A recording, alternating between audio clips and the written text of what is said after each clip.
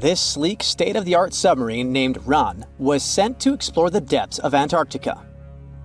But as soon as it discovered something, it mysteriously disappeared.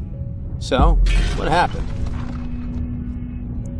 It all started when scientists wanted to explore one of the most remote and mysterious places on Earth, the Dodson Ice Shelf in West Antarctica. This ice shelf, silent giant, stretches 30 miles wide. That's almost the length of New York City. It stands between two icy promontories, the Martin and Bear Peninsulas, and it hides an entire world of geological mysteries. If you think that Antarctica is nothing but a desert of super thick snow and ice, you're wrong. There are entire landscapes hidden deep down there. The underside of the Dodson Ice Shelf is a rugged, dynamic terrain shaped by the slow, relentless forces of nature. There are towering ice formations, deep troughs, and bizarre structures stretching for hundreds of feet. Scientists are super curious about it, but as you can imagine, this landscape isn't easy to explore at all. To find out more, we have to scan the area with satellites or try drilling through the snow, trying to collect the big picture, piece by piece. But these methods only gave us vague hints. The real breakthrough happened when scientists came up with the idea to let the submarines explore it. Autonomous submersibles could swoop deep into the icy waters beneath the Dodson Ice Shelf and tell us what's up down there. These robotic explorers have fantastic advanced sonar systems. It's that thing that bats or dolphins do. They can use sound to see the world. Basically, they send out sound waves underwater, and when those waves hit something like the ice shelf above or the seafloor below, they bounce back to the system. Animals feel how long it took for the sound waves to return and how they changed. And this helped them understand what's located where. For example, clicks that dolphins send out tell them where the fish are. We copied this crazy evolutionary trick and adapted it to our underwater exploration. Only our version is much cooler, with a higher level of precision, so we created detailed maps of the environment. The Ran submarine was one of those robotic explorers. It was named after the Norse deity of the sea. Ran had been meticulously programmed to navigate a treacherous landscape of Antarctica. But even with all this training, its journey led to an unexpected and eerie end. In 2019, Ran was sent to explore the depths beneath the Dodson Ice Shelf. It was a hero, the first one to go on a mission like this. The team said it was like seeing the other side of the moon. For 27 straight days, it worked tirelessly. It traveled over 620 miles beneath the thick ice. That's like a journey from Paris to Berlin. Ran went further and deeper than anyone could have imagined. At one point, it reached over 10 miles into the glacier's belly, and what it discovered down there was astonishing. Scientists thought there would be some smooth, uniform ice surfaces, but Ran revealed an underside marked by huge cracks, ridges. There were formations that looked like sand dunes, frozen in time. And finally, it found some mysterious swirling and teardrop-shaped patterns. They all looked more like art than geology. This actually tells the story of ice shelves and the ocean around it. Warm water sneaks in under the ice and melts it from below. Sometimes it smooths the ice out, but other times it carves out these weird, uneven shapes that look like patterns and drawings. And some of these shapes are huge, over 1,300 feet long. That's about 3.5 football fields. The reason why they look like swirling doodles is because the Earth spins. It makes the water turn in special ways, bending the shapes and drawing these spirals. It's called the Coriolis effect. Imagine you were on a merry-go-round and tried to throw something like a ball. It would go in a curve, not a straight line. Same thing happens with the water on Earth. Later, scientists found similar patterns in other Antarctic ice shelves, though they weren't as epic as the ones under Dodson. But Ran also discovered something horrifying. Turns out that these warm waters, aside from being great artists, are also a huge danger. The Dodson Ice Shelf isn't just hanging out serenely on the sea. It's part of a very delicate system and acts as a protective barrier that holds back huge glaciers in West Antarctica. The ice shelf is floating on the ocean, but it's still connected to the land. As warm water sneaks underneath it and the ice melts, the Dodson can't hold on to the land as tightly anymore. The protective barrier starts to weaken, and this lets the glaciers behind it move faster into the ocean. When those glaciers flow into the sea, they add more water, which could cause sea levels to rise, eventually changing our coastlines. Rand stumbled upon huge pockets where the ice was melting at alarming rates, all due to powerful underwater currents. It was like seeing a ticking clock on the glacier. The stakes were high, but luckily the submarine was ready. This time, it managed to return. And then, it worked for 5 more years, helping scientists with tons of useful data. The missions were daunting. There could be periods where Rand slipped into the pitch-black cavity beneath the glaciers, spending 24 hours without communication. But it was mapping every peak and every valley. It gained experience from over 40 missions below ice. Then, in early 2024, Rand went on a mission to the Thwaites Glacier. The mission was bold from the start. This place is also ominously referred to as the Doomsday Glacier. It's called that because it's slowly melting and has the potential to raise sea levels worldwide if it collapses, causing catastrophes everywhere. That's why Rand was dispatched to explore its underbelly, a place that had never been mapped so intricately before. The idea was to uncover the glacier's secrets, study how rapidly it was melting and why. This was Rand's second time exploring Thwaites. During the previous visit, it became the first sub to ever map the glacier's underside. Rand was exploring the depths from 650 feet to 1,650 feet. It sent a lot of data about how the Doomsday Glacier was slowly melting due to warm ocean currents. But while venturing into these icy depths, something went wrong. Out of nowhere, Rand vanished. Without warning, without a trace. One moment it was sending back crucial data, and the next it had slipped into the abyss. No distress signals, no final transmission, and it didn't return to the point it was supposed to. People sent extensive searches, helicopters soared overhead, drones buzzed through the frozen skies, but no sign of the submersible emerged from the glacier's grasp. After a while, Rand's batteries would certainly run away, so at this point, it had definitely been swallowed by the abyss beneath 1,500 feet of ice. That was a huge and sad loss for the scientific team. The scientists at the University of Gothenburg are now looking to replace Rand and continue their important research under Thwaites. To this day, scientists have no idea what happened to it. Some say it may have been trapped in the ice. Others believe it was pulled away by an unseen current. It also might have collided with something unexpected. Whatever the truth is, its disappearance has left scientists stunned, and it looks like the ice shelf will hold on to its secrets a little longer. At least we gained a treasure trove of knowledge from Rand's journey. Scientists keep exploring Antarctica, looking for history that hides under the snow. For example, they discovered that around 90 million years ago, a lush temperate rainforest thrived near the South Pole. They revealed an ancient world far warmer than they ever imagined.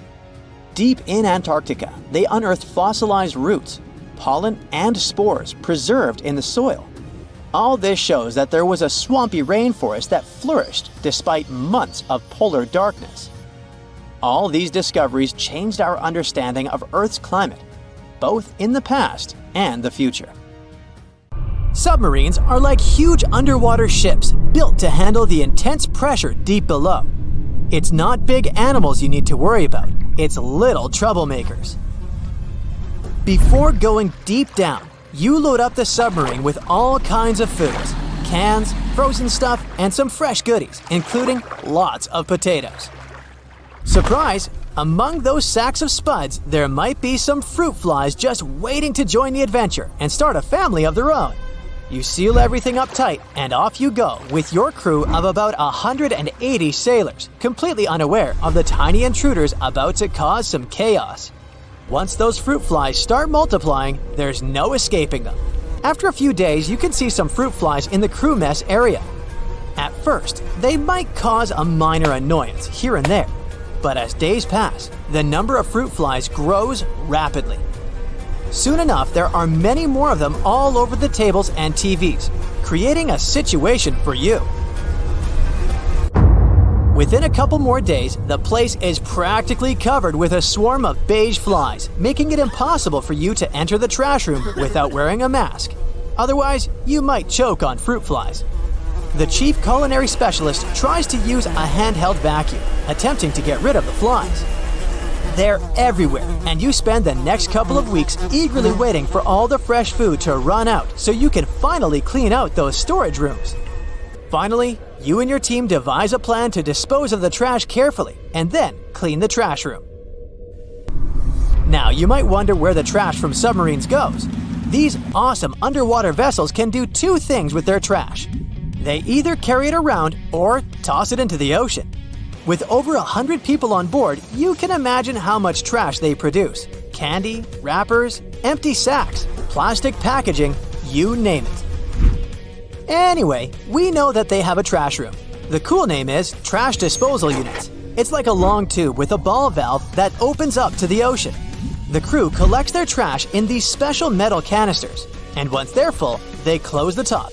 Then, with a splash, the canister gets released into the deep blue sea. It sinks all the way down. Daily life on a submarine is different. Take laundry, for example. It's not your ordinary wash and go routine. They've got a unique water supply system that adds a splash of excitement. The crew can't use salty water for washing machines, so they get some ocean water, purify, and desaltify it. Now it's good for washing, showering, and even kitchen tap duty. Each crew member gets their own personalized laundry bag, and they all take turns playing washing machine maestro.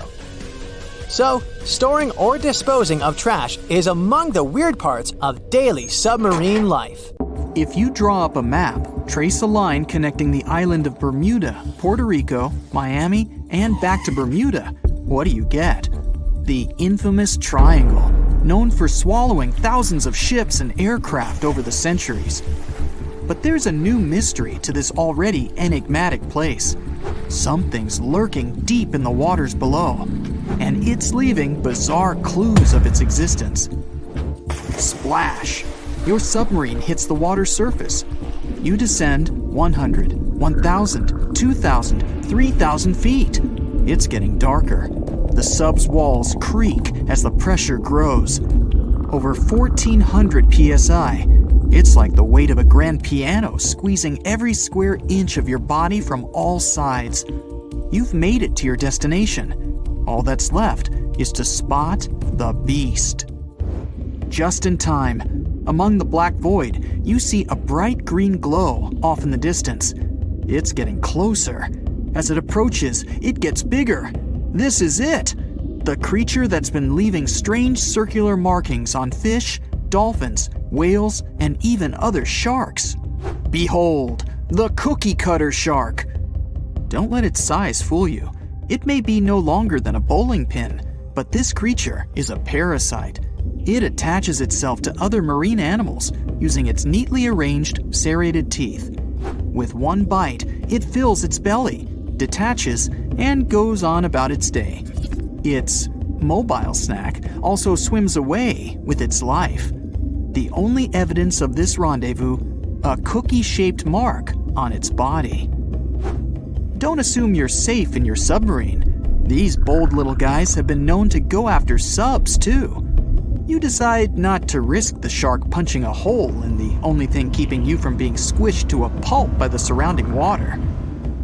You journey on to meet other bizarre creatures lurking in the Bermuda Triangle.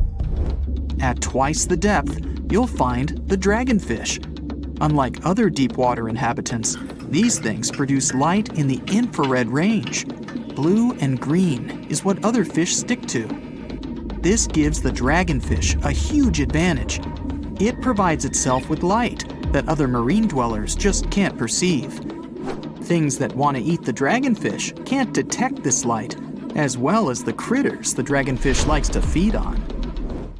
A truly unique deep-sea dweller is the vampire squid.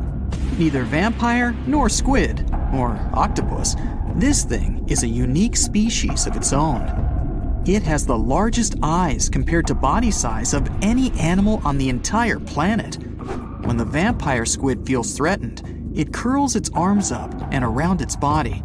Essentially, the thing turns itself inside out. Another animal to avoid down here is the terrifying bobbit worm. It buries itself in the seafloor, leaving a small part of its body out. It waits for dinner time with its pincer-like mouth parts open. What's on the menu? Other worms and fish that can be 7 times bigger than the bobbit. It uses its 5 antennas to sense when lunch is close enough to snap. In an instant, the worm launches forward and grabs its lunch with its mouth parts. It's not done yet. Once it's got its jaws locked onto its lunch, the worm injects it with venom and pulls it down into the burrow to feast. One of the deepest trenches in the Bermuda Triangle is the tongue of the ocean. This is also the secret breeding grounds of tiger sharks. You'll instantly recognize them thanks to those darker gray tiger stripes on their sides. They're the second largest predatory shark species after the great white. And with a big size comes a big appetite. Marine mammals, smaller sharks, stingrays, and green turtles are all on the menu. If you ever come face to face with a tiger shark, hopefully not, remember this: you can tell the fish's age by looking at its stripes. They fade over time, so the younger the shark, the more pronounced its stripes. There's plenty of zooplankton in the Bermuda Triangle. These are, usually, small organisms that are essential to the ocean's food chain. But get this, if nothing ate them and they were left to grow out of control, zooplankton would cover the entire world in layers and layers in just 4 months. Oh, and the largest type of zooplankton is the jellyfish. Jellyfish were around long before dinosaurs. You probably know your body is 60% water. A jellyfish is 95%. So if it gets washed onto the shore, after a few hours, most of its body just evaporates into the air. There's also a jellyfish that lives forever. The immortal jellyfish can revert itself back to its polyp stage and then grow again. Sounds like something from another planet, but it's no space jelly. Those do exist, by the way. Back in the 1990s, NASA raised jellyfish in space to see what zero gravity does to them. They were just fine living up there in the cosmos. When they came back down to Earth, though, they had trouble adjusting. The European eel hasn't been to space, but it is quite a globetrotter. It travels all the way from Europe to the Sargasso Sea, where the Bermuda Triangle is located. In the larval stage, it just drifts around the ocean for as long as 3 years sometimes. It's also the chameleon of the sea. Over the years, the European eel changes color, going from translucent to yellow to metallic silver. They're nocturnal and secretive, pretty much the ideal companion to have when you raid the fridge at midnight. A giant squid over half the length of a football field once washed up on a Florida beach. Researchers suspected this behemoth came from the Atlantic Ocean near the Bermuda Triangle. Giant squids are the longest invertebrates, meaning they have no backbone. They also have the biggest eyes on Earth, ever. They're as large as a soccer ball. Another creature found near the Bermuda Triangle is Sterer's cave shrimp. They were so good at keeping to themselves that no one knew these creatures even existed until 2011. Some female cave shrimps carry an impressive number of eggs along with them. Scientists discovered one female had around 2,000 eggs attached to her body. The Bermuda petrel is the national bird of, yes, you guessed it, Bermuda. It's the second rarest seabird on the planet. In fact, people thought it was extinct until 1951, when they spotted a few on the island. It has an eerie cry that'll send shivers down your spine. The Nassau grouper can only be found on the coasts of South Florida. This fish lies in wait and ambushes its lunch of other fish, crabs, and lobsters. It's sort of like a vacuum cleaner because it inhales its food through its huge mouth. The fish has a cool defense mechanism too. Like the chameleon, it changes color when it feels it's in danger. Sometimes it takes on a lighter or darker shade of its own color to blend in with the environment. So, you may spot a Nassau grouper, or you may not. If you happen to visit the Bermuda Triangle, you'll probably see a hammerhead shark. They use that iconic hammer-shaped head to pin their lunch, stingrays, onto the ocean floor. The shape of their head also gives them better vision. They can see almost 360 degrees all around, above and below them. Well, save for one blind spot right in front of their nose. The hawksbill sea turtle may not look intimidating, but this guy will eat anything it can get its bird-like beak around. Sea sponges, algae, and even venomous jellyfish. A lot of the stuff on their menu is inedible for most, but their body fat can absorb the venom and toxins, so they go unscathed. The Bermuda Triangle is also home to green glowworms. They're not really worms, but larvae. They produce that bright light from an organ near their tail. This light makes smaller creatures come toward them, making it easy for them to catch their lunch. Most of the time, they look pretty ordinary, but they have an oddly fixed schedule. Every third night after the full moon during the summer, at an exact time, the glowworm lights up. But back to more nightmarish creatures of the Bermuda Triangle. There's the goblin shark, known as a living fossil because it's the only one left of its animal family. It's only about the length of your forearm and looks like nothing special. But watch closely as its lunch gets too close. Boom! The shark's jaw shoots out of its mouth and grabs onto the unlucky creature. Once the teeth have locked in, the jaw goes right back in the shark's mouth. And yes, you share the planet with this thing. This place has no time zone, no landmass, and the sun rises and sets here just once a year. For over 400 years, since the era of King Henry VIII, thousands of explorers from all over the world were trying to reach this elusive spot, the North Pole. Some were hoping to find a northwest or northeast passage to China and the Indies, and others just wanted to see what it was like. In 1773, the British Royal Navy organized the first scientific expedition to the North Pole. Constantine Phipps volunteered to lead the mission. It was difficult for the two ships to move through thick ice, and they had to be towed using smaller boats. At some point, Phipps was ready to leave the ships as they saw a completely frozen sea. But in the end, they broke free from the ice and escaped into the open sea to return home without reaching the goal. In 1882, American explorer James Booth Lockwood managed to get closer to the goal than anyone else. By that time, at least 750 people in 42 expeditions had lost their lives trying to make it to the pole. On the 7th of September, 1909, the New York Times came out with a sensational front page. Peary discovers the North Pole after 8 trials in 23 years. Robert E. Peary, an American explorer, claimed to have reached the North Pole in April of the same year. But communication back then was slower than now, so the message had only reached New York by September. A week before the famous headline, the New York Herald had published its own front-page sensation. The North Pole is discovered by Dr. Frederick A. Cook. Cook, another American explorer, had vanished into the Arctic for over a year and had everyone convinced he reached the pole in April 1908, a whole year before Peary. It was tricky to provide evidence any of them had actually reached the goal back then. Their goal was constantly moving on sea ice, unlike the South Pole on steady land, so they couldn't just leave a flag or some other proof there. A travel diary full of details of the journey, including daily distances, the position of the stars, and the like, would probably do as evidence. But neither Cook nor Peary were able to provide any of this backup information. So each of them started a campaign to prove they were honest and trustworthy. Peary was mentioned as the North Pole discoverer until 1988. That's when the National Geographic Society revisited the evidence and found that his records really didn't prove his claim. Cook's claim was neither proven nor disproven.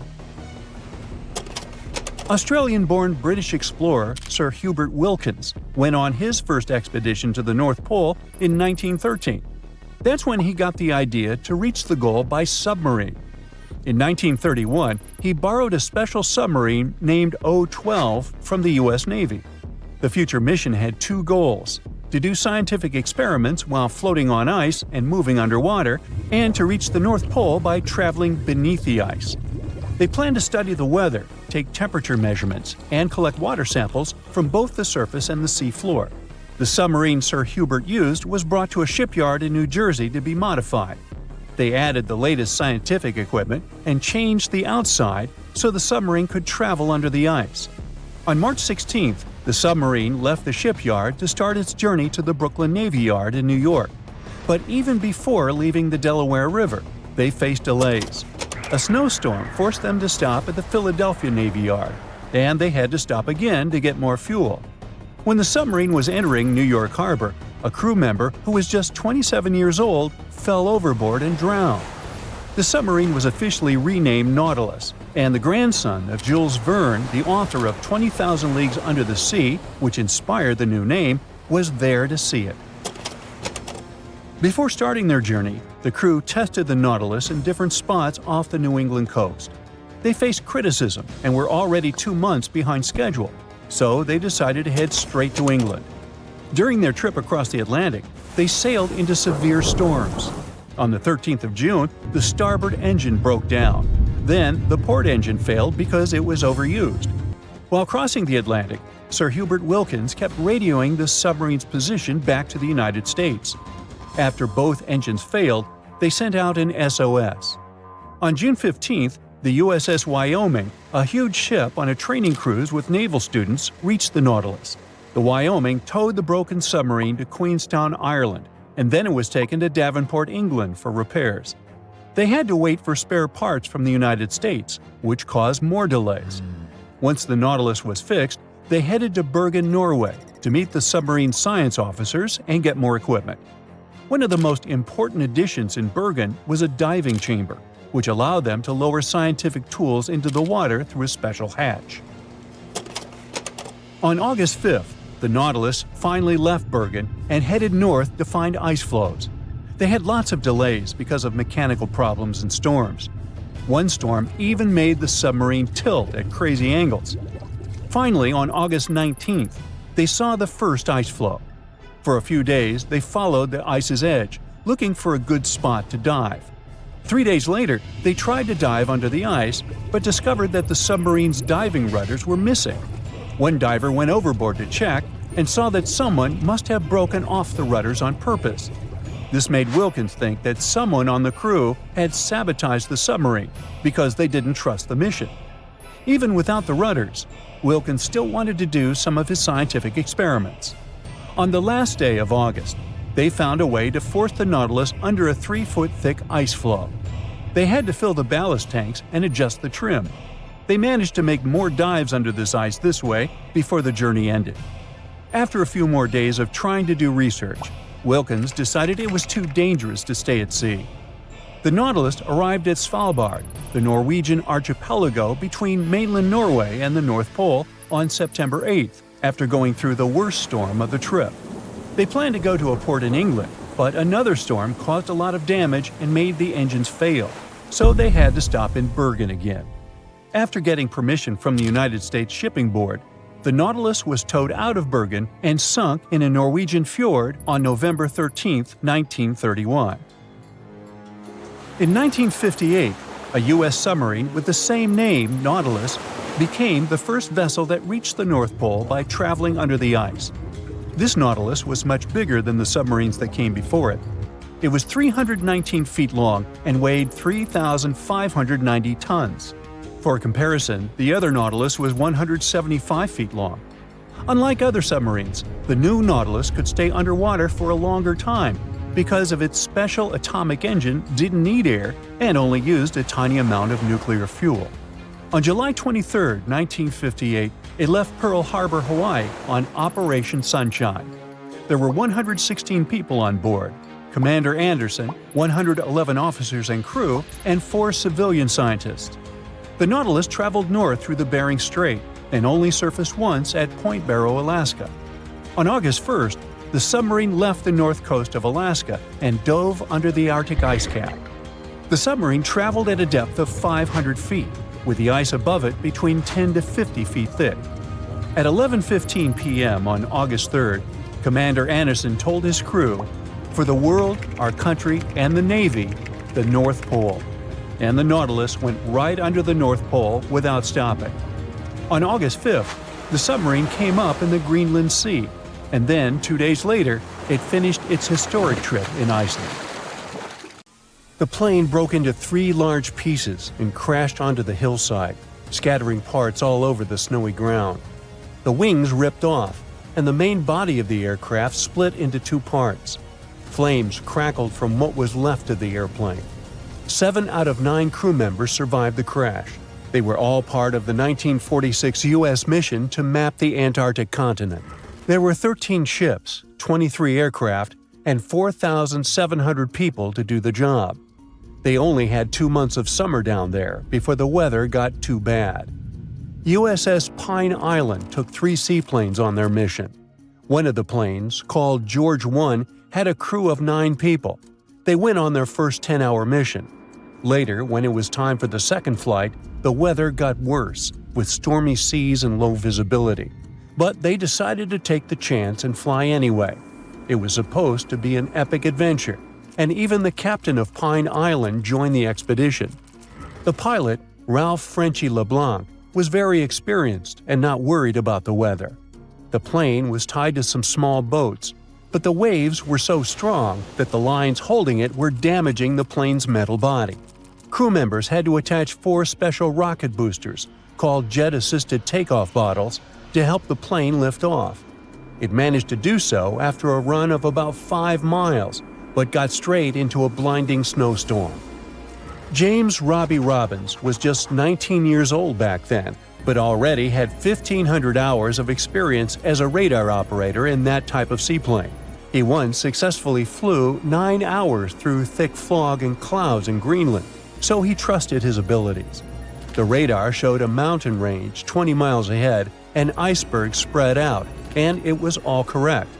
They had to stay low to take photos for mapping, and it was impossible in bad weather. So the pilot decided to turn the plane around to head back to the ship. Suddenly, the plane hit something. At the time, they didn't know what it was, but later they realized it was a snow-covered ridge that was hidden and couldn't be seen on radar. The loud bang shocked everyone on board. The pilot and co-pilot quickly pushed the plane's controls to try to lift it back into the sky. But just a few seconds later, the fuel tank in the front of the plane blew up. Collapsing with a ridge likely cracked one of the fuel tanks, so the gas started to leak. The fumes from the gas might have been set on fire by an electrical spark or the plane's hot engines. The blast was so strong that it broke the plane into 3 parts. The pilot was hurt and stuck upside down in the burning front part of the aircraft. Some of the other men were also badly injured. Some crawled out of the wreckage, and others had been thrown out into the snow during the crash. Most of them couldn't even remember the bang or the impact. The crew managed to pull the trapped pilot out of the wreckage and put him into a sleeping bag inside the back part of the plane. They also tried to help Frederick Williams, who was severely injured. They placed him on a piece of debris to keep him still and wrapped him in blankets to keep him warm. Unfortunately, even though they did their best to take care of them, Williams passed away a few hours later. Sadly, the navigator and the radio man didn't survive the crash either. 3 crew members had only 1 blanket, so they took turns staying in the middle where it was warmer.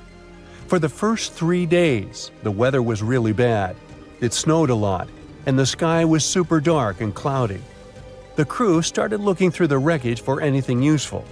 Near what used to be the back part of the plane, they found 3 big boxes of pemmican.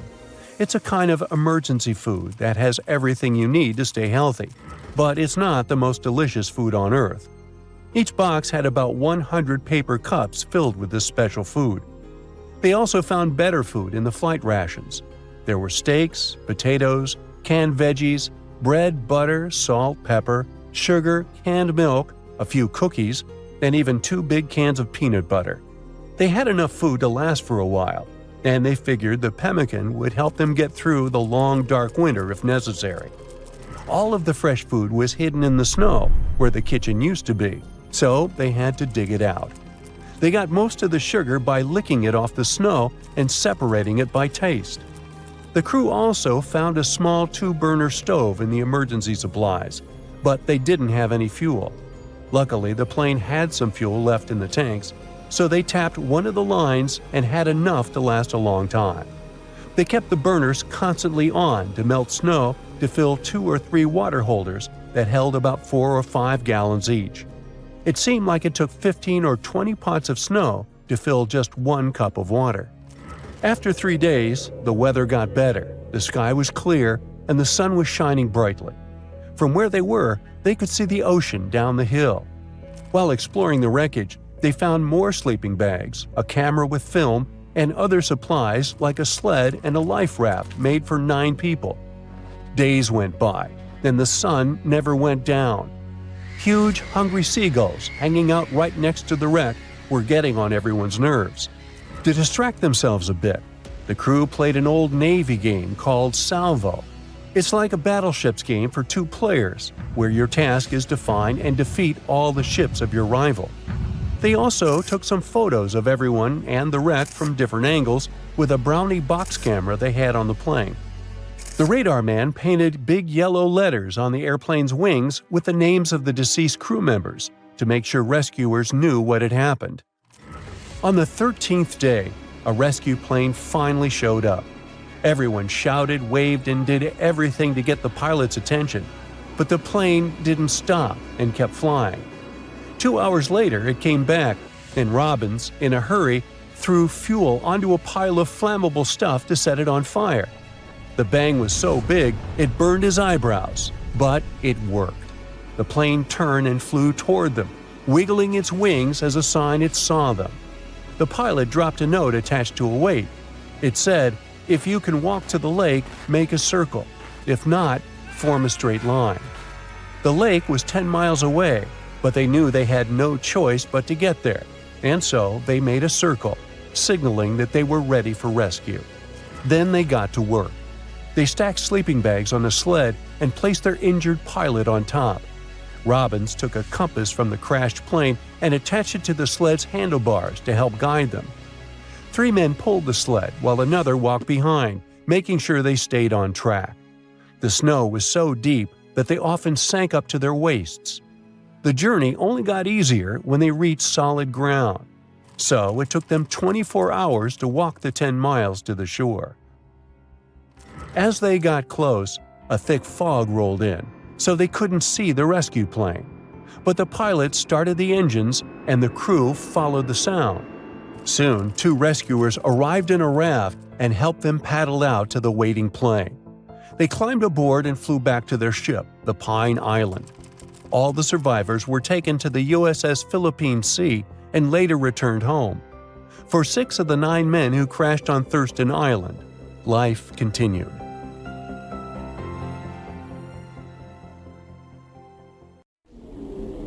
They say it's safer to get someone on the International Space Station than to evacuate someone from Antarctica in the winter in case of an emergency.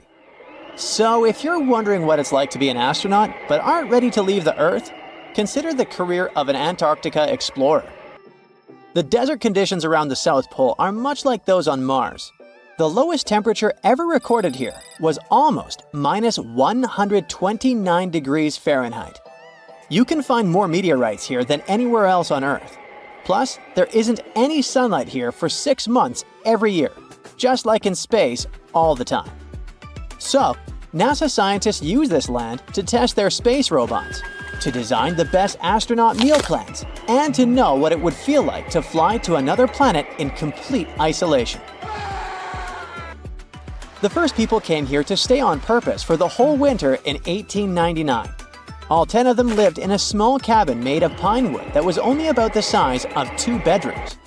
The windows were boarded up, and the roof was covered in sealskins. Heavy coal held it down to stop the wind from blowing it away. Even though it was tough, all the men survived except for one. More than 100 years later, the little hut is still standing and is the oldest building in Antarctica. Today, Antarctica has over 40 research stations that are open all year, and about 60 more that are used only during the warmer months. In the summer, up to 5,000 people live here doing their research. The places where they stay are much more comfortable than they used to be. No need for seal skins anymore. Belgium's futuristic Princess Elizabeth Station stays warm using sunlight and heat from people and electrical appliances. It's covered in shiny metal and built on strong rocks, with walls that are more than 1.5 feet thick. These walls have 9 layers of different materials like wool, paper, and wood. The temperature inside stays at a comfy 68 degrees, even when it's freezing at -58 outside. The eco-friendly station uses wind turbines and solar panels for power, and it makes more energy than it really needs. Brazil's Comandante Ferraz station is divided into 3 levels, kinda like a themed hotel. The top part is 30 feet tall and has bedrooms, restaurants, and other facilities to live comfortably. The middle part, which is almost 20 feet tall, is used for science experiments and maintenance. The lowest part, about 8 feet high, is where they store things and park vehicles. It also has video conference rooms, libraries, and living rooms. The station's height can be adjusted depending on the temperature and melting ice, so it stays safe and comfy for the people living there. This design also helps to minimize the impact on all the wildlife around it. Another interesting station is Britain's Halley 6 Antarctic Research Station, which looks like a robot from Star Wars. It's made up of 8 separate sections. The station sits on tall legs that allow the wind to blow the snow away. This way, it isn't stuck to the ground. The bottom is shaped like sleds, so they can move the station around when needed. This is important because it sits on a huge moving glacier, which slowly pushes it towards the sea. The station sleds let it be moved back regularly for important studies, like observing the atmosphere. This is the first research station that can be fully moved like this. Some scientists don't stay at research stations, but live in tents on the ice for days. They spend around half of the time trapped inside because the wind blows some serious amounts of snow on the tents and blocks the exit. They say it feels like exploring space. One earthly question, though, is how they use the bathroom while out exploring in Antarctica and not at a research station. There aren't any real bathrooms unless you bring or make one. Some explorers use a special tent just for that, or build snow walls or igloos for privacy. All waste has to go with them when they get back to the research station. You can't just leave the waste in the wild there, according to the Antarctic treaty system that regulates all human activities. It could harm the local environment. So, at the end of the season, they send it back to their home country in special containers. So nothing stays in Antarctica. Each research station gets its fresh water in different ways. In the past, people had to shovel snow and ice into big tanks and then heat it up to melt it into water. Now they mostly pump water from a lake that forms when ice melts and store it in a heated building. On average, one station needs about between 2,500 and 4,000 gallons of water every day. To save water, people can only take 3-minute showers. When water is running low, they might only be allowed to shower every second or third day. Building new constructions in Antarctica isn't exactly easy because of snow that can pile up as high as a 1-story building, super strong winds blowing at 85 miles per hour with even faster gusts, and temperatures dropping really low. The weather only allows transportation for about 12 weeks each summer, so some stations take years to finish. Storing everything once it arrives is tricky too, because there's not much space and the weather is extreme. Most materials stay in their shipping containers, and for things that need to stay warm, they bring special heated storage containers. So, architects have to get creative with designs and try to use less building material. India's Baradi Polar Base, for example, is made from 134 shipping containers. These containers were used to bring the materials to Antarctica, and then they became part of the building itself, covered with a special insulated shell to keep it warm. In the future, scientists might build Antarctic bases that don't need much material from outside at all. In 2009, David Garcia from a Danish company had a cool idea called the Iceberg Living Station. This would be a base with many rooms, big enough for 100 people, dug right out of the packed snow or icebergs that have broken off from the ice shelf. A group of scientists from different countries spent 26 weeks together in the Rothera Research Station. Among them were a couple of Americans, an Icelandic mechanic, a few Germans, some Scots, and a Welsh speaker. They rarely had a chance to contact their loved ones back home because it was too expensive to call on the satellite phone. With just each other for company and not many things to do for fun, they talked a lot, during work, breaks, and while playing pool. They discussed everything, mostly weather, like the wild weather and icebergs. They all used English for communication. Over time, their accents started to change. They didn't notice it at first, but they were part of an experiment where they recorded their voices regularly. They would say the same 29 basic words, like food and coffee. When the recordings were sent to a team in Germany, they found that some of the words were pronounced differently. It was clear that a new accent was starting to form. They started to pronounce the OU sounds in words such as flow and disco differently. We normally pronounce it from the back of the throat, and in their case, it shifted to the front of the mouth. 6 months isn't such a long time when it comes to language changes, but such things happen when people are cut off from others. When they talk to each other a lot, they remember how the other person sounds and start copying it without even realizing it. This could help us understand why American and British English became so different. The people on the Mayflower were in similar circumstances. They were isolated when they traveled to North America. If you want to speak like an Antarctic winterer, here's some of their slang you can quickly learn. Fodplod means picking up rubbish. Fod stands for foreign object debris. If someone tells you it's a dingle day today, they mean the skies are clear blue. A smoko is a tea or coffee break. Gonk means sleep. And my absolute favorite is fox hat. It means the base cinema night. It was one of the biggest creatures ever to roam the Earth.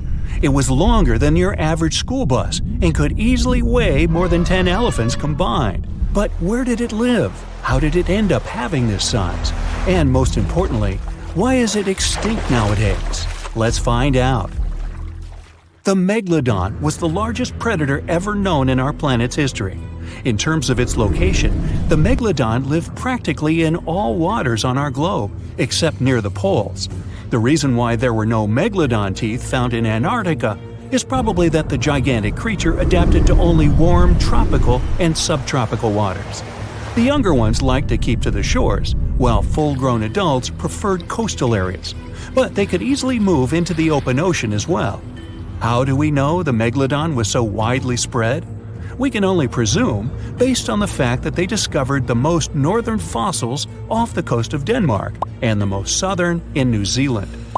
The discussion of how the Megalodon got this size is still open in the scientific community. They recently found out that not all the specimens from this fascinating species reach the same huge size. This has to do with a little something called the Bergmann's Rule, which says that the temperature of the surrounding environment affects the animal's body size because they either need to conserve or shed heat. The megalodons that reach cooler waters probably needed more body weight to make sure they survived in low temperatures. On the contrary, those living in warmer waters had to be smaller to avoid burning up. But what did this enormous fish look like? Most modern depictions show the megalodon resembling an enormous great white shark. But well, it seems it may not necessarily be correct. The megalodon likely had a much shorter nose and a flatter jaw that looked almost squashed when compared with a great white shark. It also seems to have something in common with the modern blue shark: extra long pectoral fins. They needed these to support their weight and size while navigating the planet's waters. Lastly, the lady megalodons, seem to have been about twice as large as the gentlemen. As for their offspring, even a small megalodon was enormous, at least 6.5 feet from nose to tail. How do we know that? Because specialists have stumbled upon megalodon nursery habitats in Panama, Maryland, the Canary Islands, and Florida. Even the piles of used diapers were enormous. Nah, not really. Surely the scariest aspect of the Megalodon's looks was its mouth. I mean, think about it. Megalodon had whales for dinner, so it obviously needed to open its mouth wide enough. Scientists have estimated that its jaw would span a mind-boggling size, 9 by 11 feet wide. Just to paint you a better picture, that means it could have easily gulped down 2 adult people side by side. Wait, which 2 adults? Those impressive jaws also feature 276 teeth. Based on modern reconstructions of the force of its bite, it looks like it may have been one of the most, if not the most, powerful animals of prey ever to exist. For comparison, humans can have a bite force of around 1,300 newtons. Today, great white sharks have been estimated to be able to bite down with a force of over 18,000 newtons. The Megalodon tops all the records, with an estimated power of bite up to 10 times greater than that. It could basically crush a car with very little effort. Its teeth were also pretty amazing. Similar to sharks, the Megalodon was fast in replacing its broken or worn teeth. With 4 or 5 rows of teeth in its mouth, it basically acted like a conveyor belt, growing back damaged or missing teeth within about 48 hours. This means that an adult Megalodon probably would have grown several thousand teeth throughout its lifetime. It was nice of them to do that, though, since it's probably one of the reasons why Megalodon teeth are so common in fossil records, and we're able to study them properly. To maintain its impressive physique, the Megalodon had to eat somewhere around 2,500 pounds of food per day. Can't wrap your head around that? Well, it was the equivalent of 1 1/4 cows per day to survive. It's like if you had to eat 3,300 cans of tuna every day. I've used the word Megalodon a lot, but have I mentioned where it comes from? When translated from Greek, it means giant tooth. Ah, those clever Greeks. However, this giant shark's full scientific name is a bit more complicated, Carcharocles megalodon. But are these gigantic predators actually extinct? We tend to believe so, but let's be honest for a second. We've come to know more about the surface of Mars than the depths of our oceans. Like, we've only explored 15% of our oceans altogether. Who knows what may be lying out there in the deep? Maybe some ancient predators? The Mariana Trench is the deepest oceanic trench on Earth. The Challenger Deep, its deepest part, is so deep that you could dip the whole of Mount Everest in there and it would still be over a mile above the surface. That's deep. If a Megalodon or two ever needed a place to crash, that would be a discreet enough location. However, the Mariana Trench is not a particularly comfy place to be in. Because it's cold and steeped in total darkness and all. The temperatures here are around 36 degrees Fahrenheit all year round. And to top it all off, the pressure is 1,000 times stronger than at sea level. So it's safe to assume that if any Megalodon is hiding in here, its teeth and bones might not be looking so good. Because of the intense pressure here in the Mariana Trench, proteins and calcium start to dissolve and disintegrate. That's why, for example, the Haddell snailfish, the deepest dwelling fish we've discovered, has evolved to feature flexible cartilage instead of bones. To survive here, the Megalodon would also need to learn to navigate in complete darkness. That means it would have to either become luminescent or evolve to grow massive eyes like the giant squid. While it may sound like an intriguing and good idea for a movie script, most scientists don't think it's possible. Why? Well, most of them say it's because of the Megalodon's size. Most foods that Megalodons like to eat live in shallow ocean areas and not in the deep, deep sea. Specialists believe that if these animals were actually still roaming our waters, there's no way we wouldn't know about it. They would need to come up for dinner every now and then, right? Their food is also the most likely cause of why the Megalodon is not alive anymore. While some specialists believe the Megalodon became extinct because of a drop in the ocean water temperature, most scientists suggested that the shifting food chain dynamics may have been more to blame. Why? Because at some point, there was less and less of its primary food source, baleen whales, and at the same time, the numbers of its natural competitors, like smaller predatory sharks like the great white shark and whales, increased. The Megalodon did live on this planet a lot more than we did, and way back when we didn't even exist yet. They were here for nearly 70 times longer than we, modern humans, have, inhabiting the oceans for around 20 million years. Homo sapiens appeared around 300,000 years ago. The Megalodon managed to survive for so long mostly because of its unbeatable size. I mean, they can make a meal out of almost everything in the sea at the time. We may think about both of them as prehistoric creatures, but the Megalodons and the dinosaurs never coexisted on Earth. The dinosaurs probably died out about 66 million years ago. Megalodons seem to have appeared a bit later. That's because the oldest Megalodon fossils we have yet discovered are from the Miocene epoch, which began 23 million years ago. So long, Meg. Do you know that NASA explores not only stars, planets, galaxies, or black holes?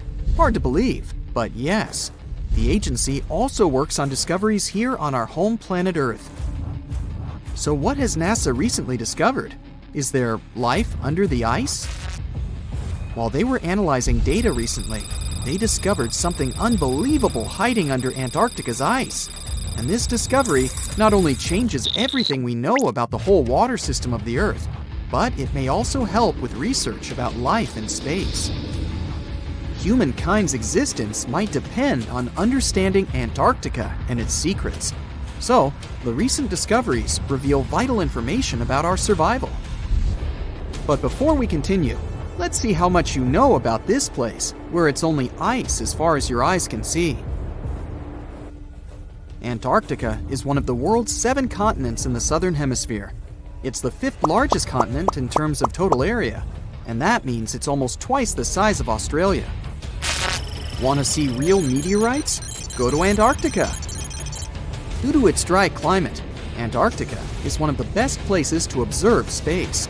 But what's even greater is that you can find meteorites on the white surface of the continent. Scientists have already plucked about 45,000 meteorites from the ice, and they think they can see another 300,000. Since there aren't many terrestrial rocks there, it's easy for them to spot them, thanks to their dark color. Antarctica's dry desert environment also helps preserve them, even the ones that fell to Earth more than 1 million years ago. And can you imagine any volcanic activity in Antarctica? It's hard. But this place is where fire meets the ice. West Antarctica is where most volcanic activity occurs.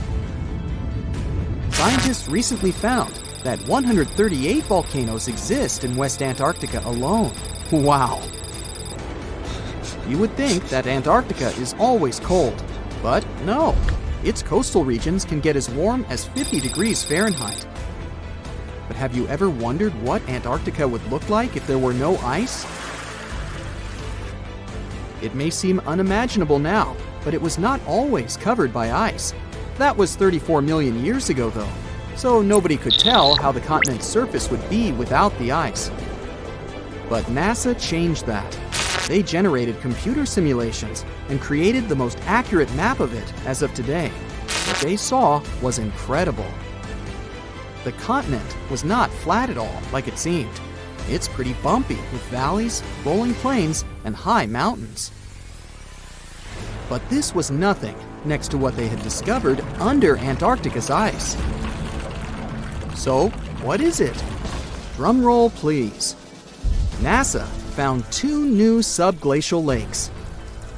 And what's even cooler about it is that they spotted these lakes from space. How is that? If your answer is high-tech satellites, then you're right. In 2003, NASA launched a satellite called IceSat.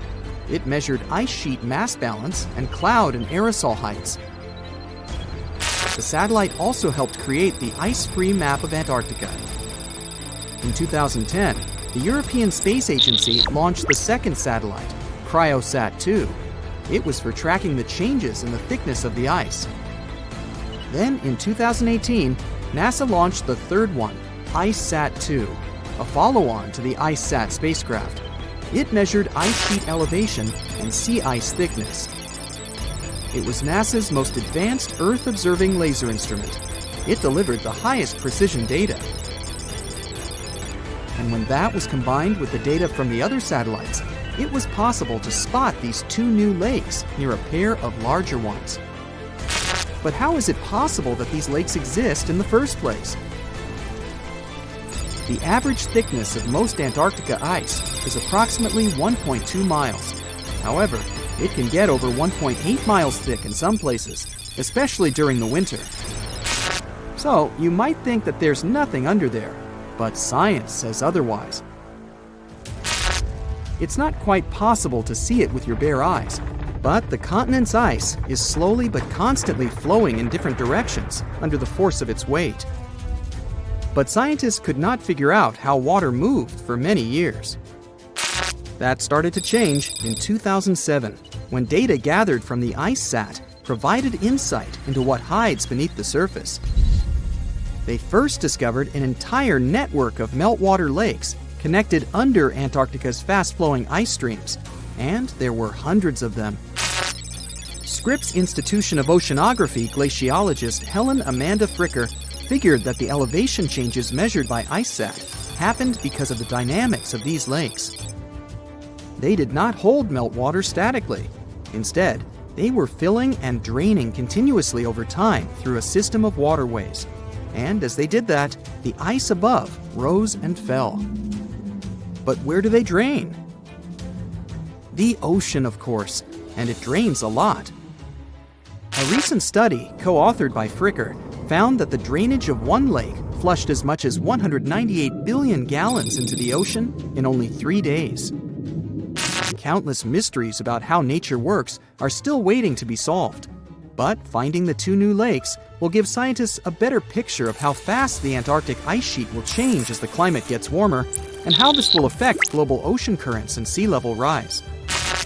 The filling and draining cycle of the lakes also caused the ice sheet to suffer cracks and crevices. So, the information they find from these new lakes will also give them a better understanding of the damage on the surface of the ice. They will also be able to assess how this filling and draining system influences the speed at which ice slips into the oceans and seas. And that means they can evaluate how the added freshwater may alter marine ecosystems. This discovery may also suggest whether life is under the ice. Wow! Scientists drilled through about 3,504 feet of ice and found that water samples taken from one of the lakes contained approximately 10,000 bacterial cells per milliliter. Such a high number of bacterial life is a good sign, because that means the icy waters might also support higher life forms, such as microanimals, and one of these new lakes might even be their home. But the most exciting thing is that the new lakes might help them understand whether life on other planets is possible. Scientists believe any life below the frozen surface of the planet Mars might follow the patterns seen in Antarctica's lakes. So, there is a possibility that they might find critical new information on the type of life that may have existed on the red planet. You wouldn't want to be there during the winter, though. The lowest temperature on Earth you can experience is negative 128 degrees Fahrenheit. In 2010, there was an even lower temperature of negative 135 degrees Fahrenheit. And you may feel this cold much worse due to the strong and dry winds. Did you know that the size of the ice surface on Antarctica also changes throughout the year? It's about 1.2 million square miles during the summer, but when it's winter, it grows to 7.3 million square miles. Yet, despite the change, it remains the largest piece of ice on Earth. Sorry, Arctic, you lose. Do you know these cute little penguins? Consider these animals the locals, because there is no native population in Antarctica. It's a no man's land, because no single country owns it. But do you know who really owns it? 5 different species of penguins, seals, and killer whales. Ha ha. Despite the continent's harsh conditions, you can visit it as a tourist for fishing and research purposes. Around 5,000 people reside on the continent during summer at research stations. But when winter comes, the number naturally drops down to 1,000. Antarctica's ice blanket makes up 70% of the world's freshwater reserves. Imagine what would happen if it melted. The global sea levels would be raised by almost 200. Look at those lush coniferous forests and tundra. What a wonderland. You may have mistakenly thought it's Canada, but it's not. It's Antarctica, about 34 million years ago. So what makes Antarctica this frigid today? It turns out a mix of dropping carbon dioxide levels and some tectonic shuffle played a huge role in transforming this ice-free paradise into the frozen continent we know now. About 50 million years ago, CO2 concentrations were sky high, strutting around at around 1,000 to 2,000 parts per million. But as those levels tumbled down, global temps started to drop, paving the way for the mighty ice sheets that later took over Antarctica. While the CO2 dive was happening, tectonic activity was also working its magic. The big split between South America and Antarctica opened up the Drake Passage, which created the Antarctic Circumpolar Current. This powerful current acted like a bouncer, keeping warm air and ocean currents from crashing the Antarctic party, and helping keep things rather frosty. If you mix up Australia and Antarctica, you're not that wrong. These two continents used to be one. If you mix up Austria and Australia, it's much worse. By the way, don't fall for the internet myths and memes. There's no help desk in Austria specifically for people who intended to fly to Australia. Now, look at this magnificent Australian pink beach. It's precious, and not in a figurative sense.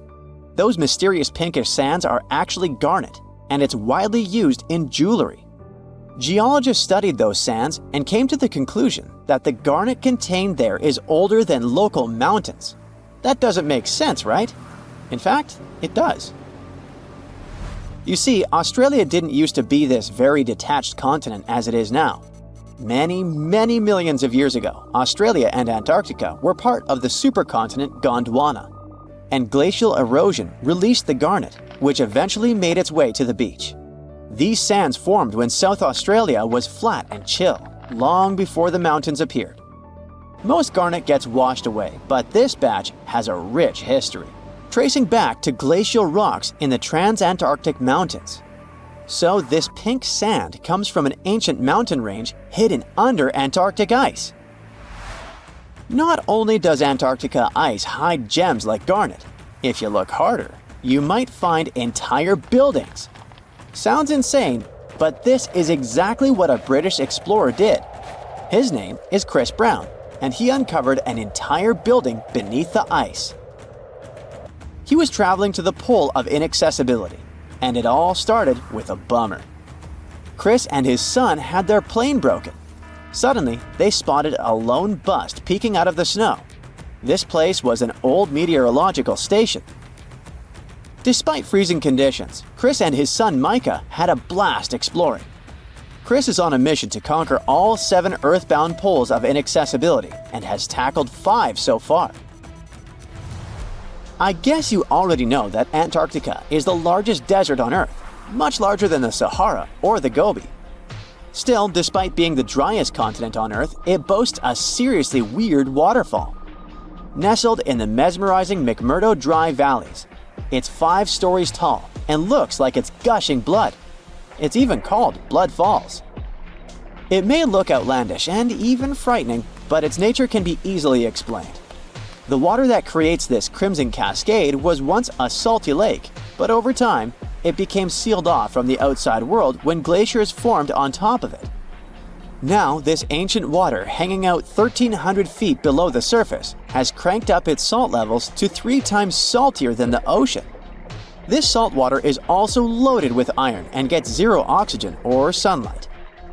When the iron-rich water trickles through a crack in the glacier and meets the air, it rusts up, turning dark red. You may have mistakenly heard that no bug species belongs to Antarctica, but it's not exactly true, because there's this tiny Antarctic midge living there. Plus, there are some spiders too. Those aren't your average spiders hanging out in the darkest corners of your apartment. Those are critters lurking in the chilly darkness of the Antarctic ocean floor. These little marine creepers are actually arthropods and can stretch around 20 inches across. As if that wasn't bizarre enough, they also breathe through little holes in their legs. Quick question. What's the color that you associate most with Antarctica? I'm sure it's white. That's my association too. However, Antarctica may look like a slice of watermelon. That colorful snow comes courtesy of a tough little algae called Chlamydomonas nivalis. When things start to warm up during the Antarctic summer, these little guys release their vibrant red and green spores, painting the snow in wild and funky colors. But it's best to steer clear because that snow is not just a pretty sight. It's also toxic and definitely not edible. Searching for fossils is always a blast, but when you're in one of the most remote spots on the planet, it gets even more exciting. A diverse team of scientists recently hit the mother lode, pulling in over a ton of fossils from ancient marine life, dinosaurs, and birds from the late Cretaceous period, about 71 million years ago. Their adventure kicked off with a flight to South America, followed by a 5-day trek through the infamous Drake Passage. Upon reaching Antarctica, they set up camp using helicopters and inflatable boats. You might be thinking, why dig in Antarctica with all that ice? Well, it turns out there are places where rocks pop up, depending on the season. The team went to James Ross Island, located in the Antarctic Peninsula, and they went there during February and March. And that's one of the few parts of Antarctica where in summer, rocks are exposed, and those rocks can come from the age of dinosaurs. The expedition was a success, as they discovered over a ton of remarkable finds. Next up, the fossils will head to Chile before making their way to Pittsburgh's Carnegie Museum of Natural History. Among their discoveries, they found relics dating back about 71 million years, alongside some around 67 million years old, including plenty of snails, clams, and various marine creatures. Yikes! Look at this creepy sea worm. It could live in LA and be a star in a horror movie, but it chooses to call the chilly waters of the Southern Ocean near Antarctica its home. These worms can grow up to 8 inches long and 4 inches wide, but don't let their spooky exterior trick you. Research suggests they might actually be superheroes in disguise, playing a vital role in keeping ecosystems buzzing. Now, see that head? It's not really a head, it's just a retractable throat that helps this toothy creature chow down on its meals. Antarctica has many creepy critters to offer. Let me introduce you to the Antarctic strawberry feather star. It's not like Patrick from SpongeBob though. It's more like a deep-sea creature straight out of a horror movie. Picture this, 20 wiggly arms, some stretching up to 8 inches, all decked out with these bizarre little bumps. Yikes indeed. Back in 2014, scientists buried 34 seismic monitors in the snow on the Ross Ice Shelf, which is huge.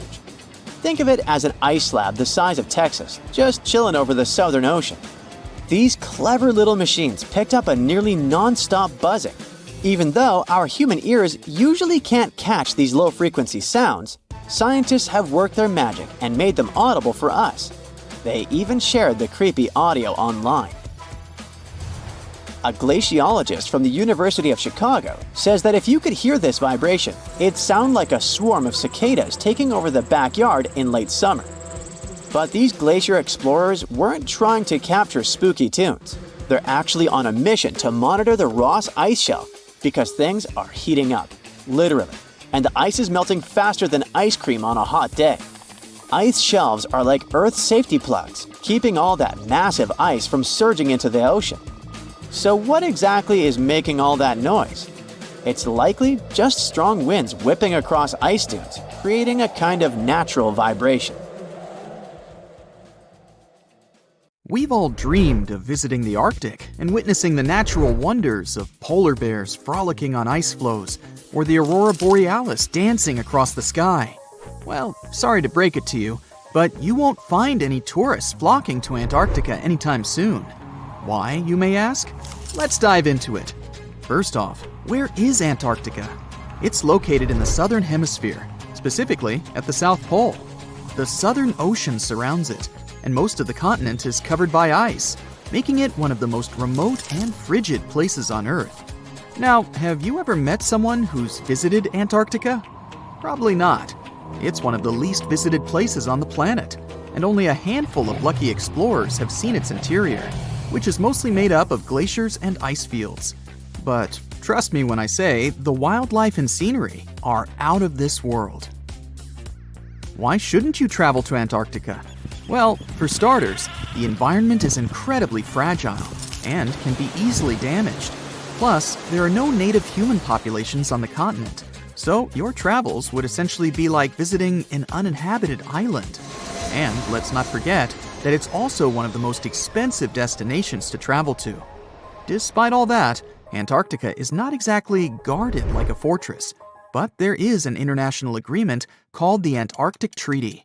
This treaty was negotiated to prevent any unwanted activity on the continent and bans some forms of testing done there by member states. But the primary reason we can't just waltz into Antarctica is that it has a delicate ecosystem that needs protection. The treaty states that Antarctica should be used for peaceful purposes only and should be free from any human activity that could harm the environment. Scientists are still learning about the continent's unique ecosystem, and our activity and machines could disrupt the delicate balance that exists there. If you're still itching to go to Antarctica, getting permission isn't exactly a walk in the park. U.S. citizens, for example, need to complete a special form and send it to the Office of Ocean and Polar Affairs. And once you're there, you'll need to follow some strict guidelines to protect the environment, like not disturbing any wildlife or taking souvenirs like rocks, plants, or animals. Now, technically, can you live in Antarctica? While there are no laws banning people from living there permanently, it's a very inhospitable environment and unsuitable for human habitation. Temperatures can reach -76 degrees Fahrenheit and below, making it nearly impossible for anyone to survive without the proper equipment and experience. Plus, the nearest piece of land is over 1,000 miles away, making any inhabitants completely cut off from the rest of the world. Who knows? Maybe one day we'll get the chance to visit this unique and fascinating continent. But until then, let's admire it from afar. Let's now talk a bit about the discovery of Antarctica. Unlike other places that were already inhabited, Antarctica never had a native human population. Ancient Greek philosophers had an idea about the continent and called it Antarctos, meaning opposite the bear. The bears it refers to are not the polar ones though, but rather the Great and Little Bear constellations, which are only observable in the northern hemisphere. As a result, the term signifies the opposite of the land of the bear.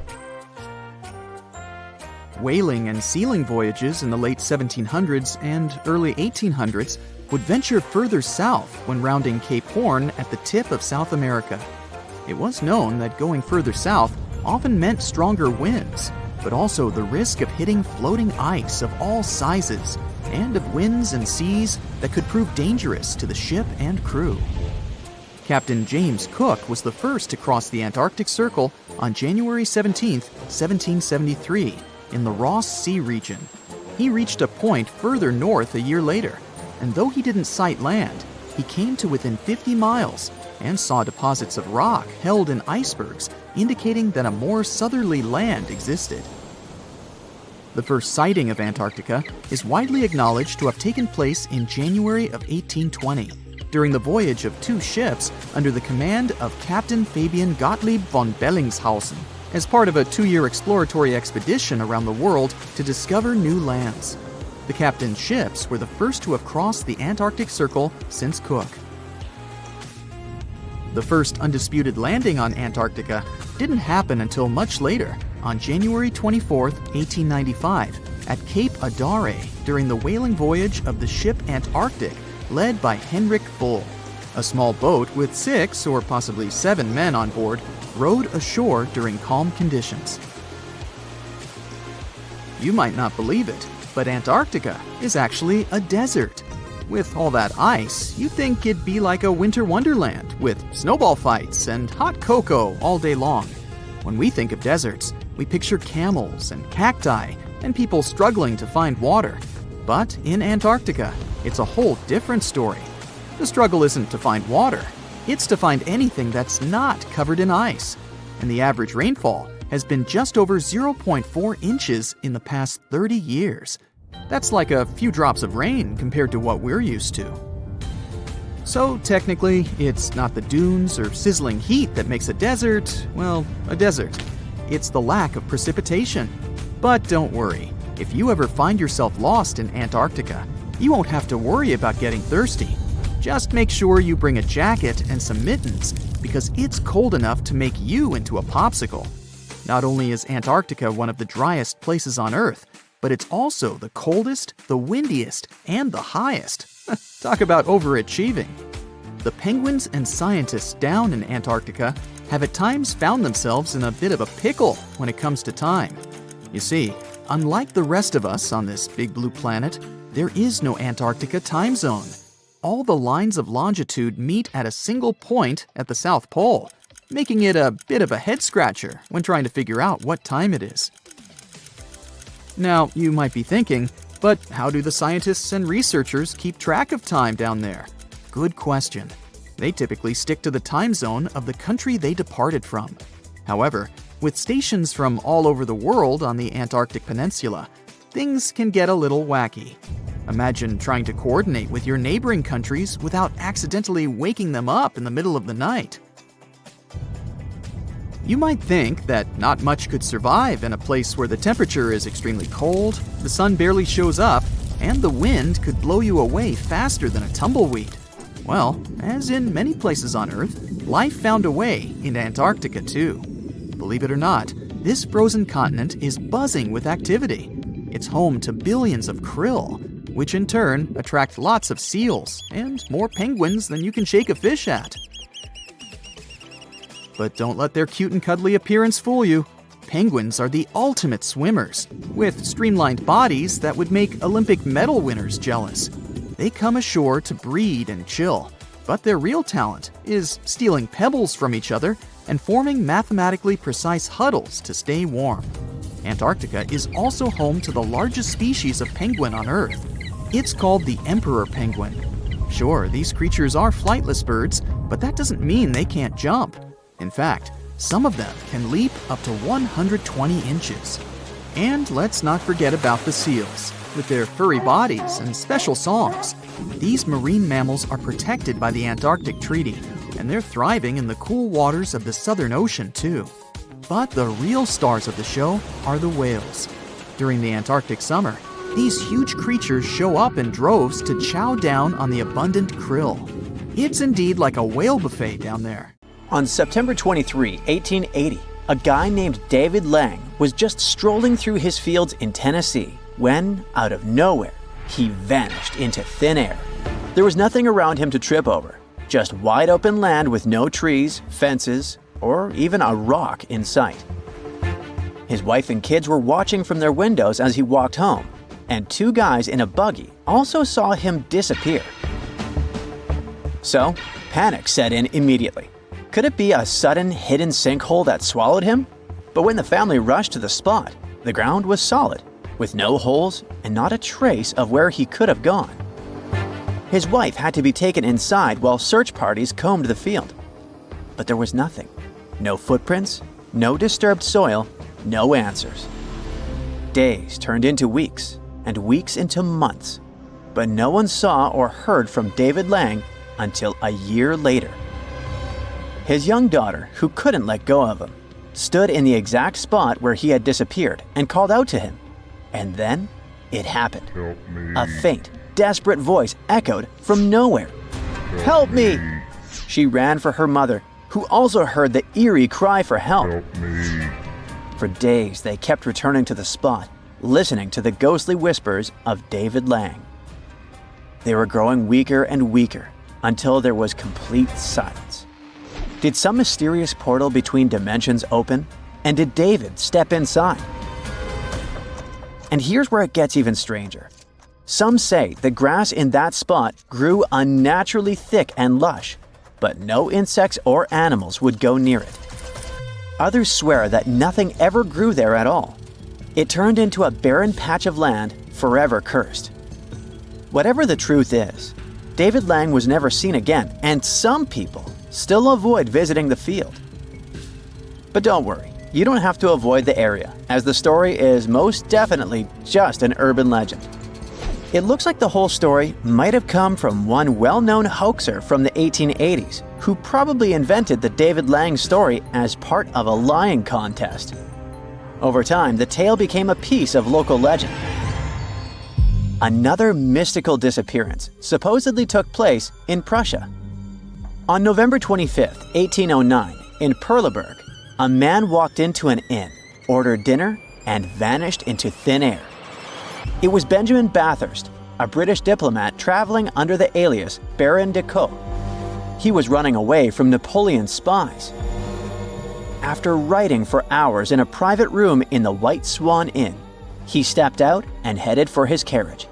But when his assistant arrived moments later, Bathurst was gone.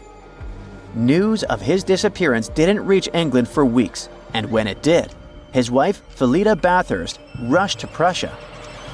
Together with a search party, she was scouring a nearby river and every corner of Perleberg. Then, strange clues began appearing.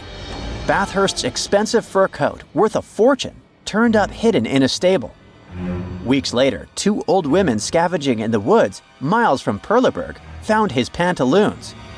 A stable hand at the White Swan Inn, August Schmidt, became a prime suspect. His mother had stolen Bathurst's coat, and a woman from a nearby coffee house swore that Schmidt had chased after Bathurst that night.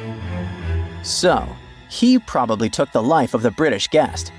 But as a lump sum was offered as a reward, false leads and rumors flooded in, and it was harder and harder to learn the truth. Philida Bathurst refused to give up and went to Napoleon Bonaparte himself, hoping to hear some answers, but he denied that it had to do with him.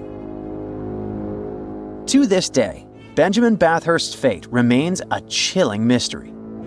Writer Mike Dash, who did his own investigation of this case in 1990, came to the conclusion that people were just adding mysterious details to it over the years. In reality, someone just took Benjamin's life that night. Over a century after Benjamin's disappearance, in a completely different part of the world, a man named James Tedford stepped onto a bus, took his seat, and then somehow vanished into thin air before reaching his destination. It happened on December 1st, 1949, when he was traveling back to Bennington, Vermont after visiting his family. Witnesses on the bus swear he was there the entire time, sleeping peacefully in his seat. But when the bus reached Bennington, his suitcase, his unfolded map, and even his bus ticket were still on the seat, but Tedford was simply gone. The last time anyone saw him alive or not was at 4 p.m. Remember this time. This eerie disappearance wasn't the first or the last strange event in what locals call the Bennington Triangle. This area is famous for unexplained vanishings, sort of like the Bermuda Triangle on the ground. Between 1949 and 1950, multiple people disappeared under bizarre circumstances. Tedford went missing almost exactly 3 years after a young woman named Paula Weldon was last seen walking near the same area. It was also December 1st, around 4 p.m., when 18-year-old Paula stepped out of her dorm at Bennington College. She told her roommates she was heading for a hike on the Long Trail. A local man later said he gave Paula a ride and dropped her off a few miles from the trail. She was dressed in a bright red coat. Paula spoke with a few hikers before venturing into the wilderness alone, and then she was gone. The police and her devastated father were really trying hard to find her for 4 weeks, but failed. Whispers soon spread that she had just run away. Paula's father was sure that she had a secret boyfriend, a man who either lured her away or took her life. But there was no evidence to prove this theory. The local tribe believed that Glastonbury Mountain, which lies in the heart of the Bennington Triangle, was cursed and full of restless spirits. So Bigfoot or some unknown force could have caught those missing people. Each of them disappeared in the late afternoon, between 3 and 4 p.m. 2 of them were wearing red, and not a single body was ever found. Some believe it was one person taking lives in the area, but the targets were too different in age and gender to fit one pattern. Others say it all happened because the terrain here is pretty rough and the winds are strange and severe. But winds can't possibly take a person out of a moving bus, so the mystery lives on. On July 18, 2007, Barbara Bolick set out on a walk down her favorite trail in Montana's Bear Creek Overlook. She knew the trail like the back of her hand, and she had a backpack filled with food, water, and even something to protect herself from wild animals. She was hiking with her family guest, Jim Romaker. As he later remembered, the hike was going just fine when they stopped for a bite and met two young men. After parting ways with them, Barbara just walked 20 or 30 feet ahead of Jim on the trail. Jim paused for less than a minute. Then he looked up and found no traces of Barbara. He scoured the trail, but he couldn't find the woman, her backpack, or even footprints leading away. He rushed to the nearest people he could find, construction workers at the trailhead. They hadn't seen her either. Rescue teams with dogs and helicopters investigated every possible hiding spot, but they found nothing. And dogs couldn't even pick up Barbara's scent. Now it wasn't clear if she had been there all day at all. If a wild animal had gone after her, there would be signs and sounds of struggle. She could have fallen into a crevice, but Barbara was afraid of heights and super careful around them. And she wouldn't just run away from her family, as her passport, ID, and her beloved pets remained at home. Her disappearance remains a mystery.